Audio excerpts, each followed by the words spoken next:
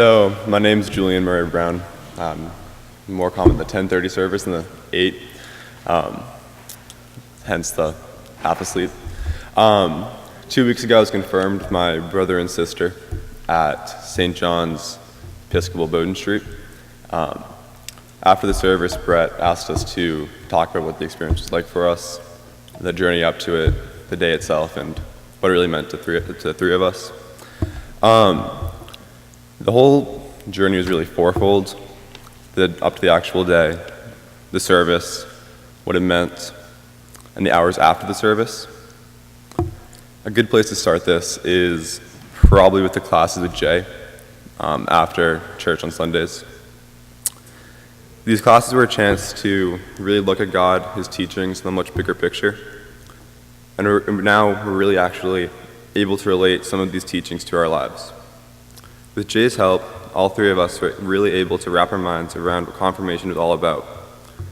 We learned that confirmation is about accepting God into our lives, a decision that is not made on the day of confirmation, but a decision we must reconfirm each day. These lessons were taught to us by Jay, and to him I personally thank for helping all three of us.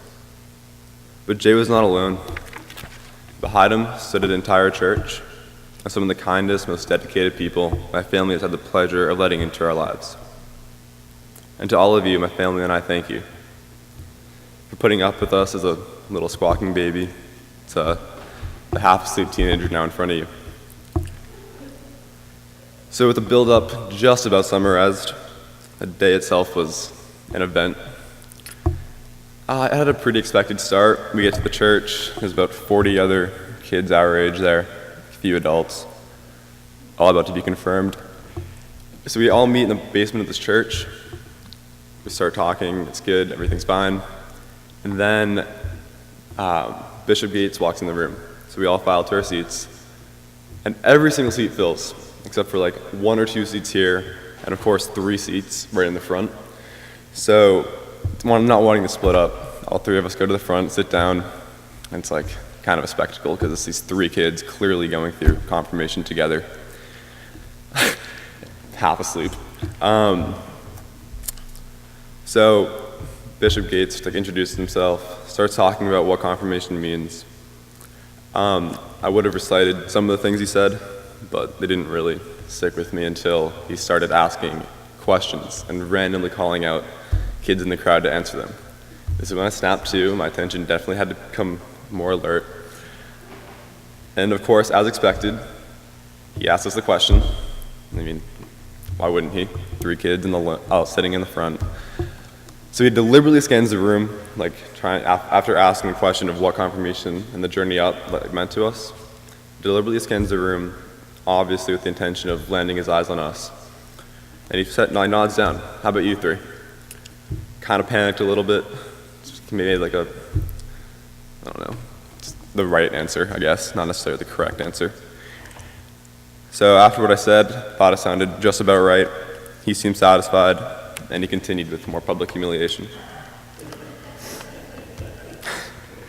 And then he left, got robed, went upstairs, and we all went into the parish. Again, 3 seats assigned to St. John's were in the front row.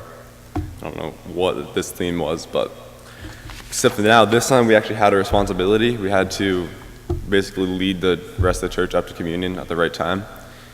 Me not knowing what this was, I turned around and asked the kid behind me, when are we supposed to do this? He shrugged and said, I thought you knew.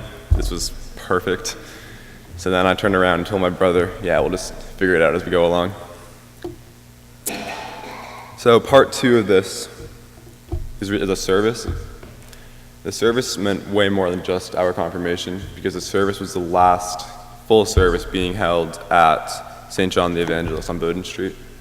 The church had been sold to pay for the renovations of the cathedral right down the street. So this 2-century-old church would be closing its doors after the following Sunday. Its parish consisted of about 15 people at the time, and this church was massive. So the cost of running it just had gotten too much, so to restore the cathedral, the church had to take the hit. The deacon went up to the podium, was talking about what the cell meant to him. Clearly he was very sad that the church would be closing its doors, but also excited for a new start, a new beginning, with the two communities now merging at the cathedral right down the street. So after a few hymns, the service itself of our actual confirmation started, and we all began to file up to the communion rail.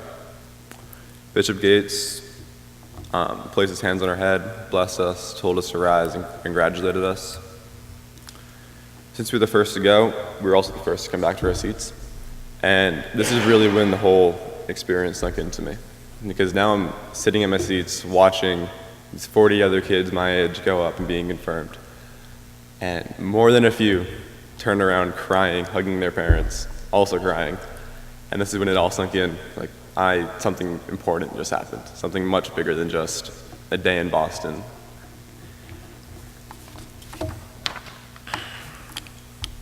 For my brother, confirmation meant that he could now relate God to his everyday life. He had learned through Jay what to look for, how to receive it, and now walking back, you could tell he was ready to apply what he had learned. As well as starting a new chapter in the church, he's just started freshman year at Hamilton-Wenham, the school that I'm also at. So letting God into his life is probably a good idea, because he's going to need help. Then there's what the experience meant to me. It served as a chance to really see how close our community is. So many people came to give our family their blessings, prayers, support, congratulations. My brother's godfather was there from South Carolina. My grandparents were there, as well as Jay, Bret, and about 15 other very close family friends. These people, my family has grown to love and treat as family. And confirmation really proved to me how important these people are to my life. But of course, as importantly, if not more importantly, is our church community. The weeks leading up to the big day and the few days after really showed how close this community is. You guys were all there for us, supporting us and encouraging us, answering our questions through every step of the way. All of this was so important to me and meant a lot. Confirmation served as a perfect example of a community at its best, and you guys are definitely the best community. My sister wrote a piece about what it meant to her, so I'll give it to her for a sec. Okay. So what the confirmation meant to me was understanding how some of the stories can relate and show up in our lives. In our schools, our faiths can be shown, and we can learn from each other and how we act according to what we practice, learn, and believe in. Also, going through the process has shown me how lucky I am to have the people that are in my life. Through the support of my family and friends, my life and understanding has gotten clearer. The things we learned about in the stories we read gives us characters we can idolize and people we can believe in and follow. Even though some of the things can be difficult to grasp, understand, or succeed, the things we learn has given me depth and understanding of the things I interact with all throughout my day and life. The experience has made my points of views change and the things more clear.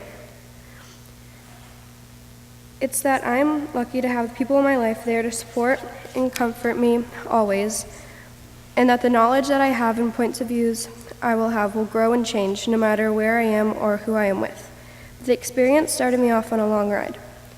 Being the youngest there in the confirmation and being sandwiched between my two brothers really showed me how I am lucky not to have brothers that ignore me or think of me as one of the guys, but sitting there, I know that going through this experience, I will always have my brothers and family in my life, and they will always support me no matter what I do, and I will always have the two most wonderful people in my life.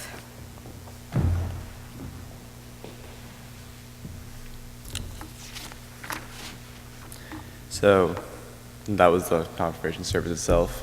Now, as important, if not more important, was the meal after. This was literally one of the best lunches I've had in quite a while, and it was up there with one of the better parts of the day. So after the service, this entire troop of about 20 people took over this restaurant a couple blocks from the church. But this meal was really more than a meal amongst friends. This lunch really reunited an already strong group of different religions and beliefs.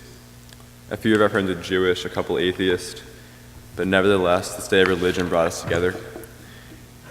Notice the use of religion there, kind of a weird word choice, but it's more than appropriate because Bishop Gates' sermon that day was actually all about this single word religion.